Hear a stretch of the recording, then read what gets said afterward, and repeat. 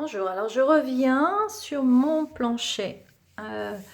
J'ai mis un joint, j'ai posé un joint acrylique, il y avait des fentes apparentes, donc c'est un parquet qui est au sol d'une salle de bain, donc qui va être sollicité, c'est un milieu humide, donc il est important voilà, que l'eau ne stagne pas dans les fentes de parquet.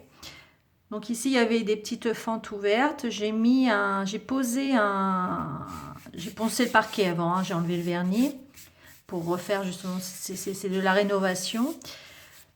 Donc là j'ai ajouté un joint acrylique, donc un joint acrylique que l'on voit ici sur des endroits. Donc là actuellement, bon, il a séché, je suis en train de rendre propre ces joints, donc après le séchage bien sûr. Donc là je me sers ici d'un petit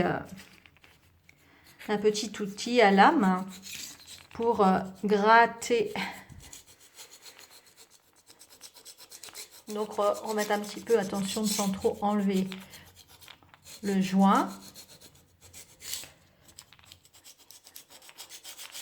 Voilà, j'essaie de mettre à nu le bois qui est propre autour de ces joints.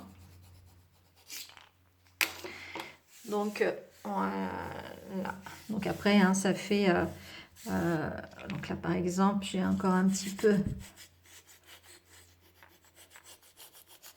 voilà, j'enlève toutes les petites aspérités en essayant de ne pas écorcher le bois.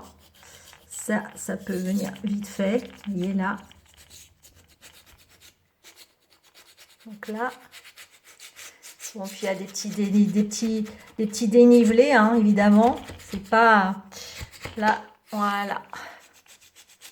Faire attention justement de ne pas accrocher le bois et de recréer d'autres trous dans le bois. Voilà. Donc là, évidemment, je ne vais pas laisser comme ça. Alors je ponce avec un grain un petit peu plus gros. Là, voilà, j'arrive. Il y a encore un petit peu. Voilà.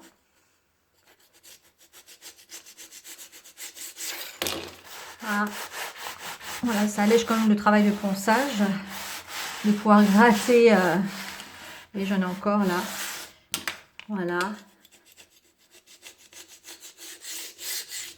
Donc le but, c'était de combler les joints qui sont très fins évidemment, et de ne pas en laisser sur le bord.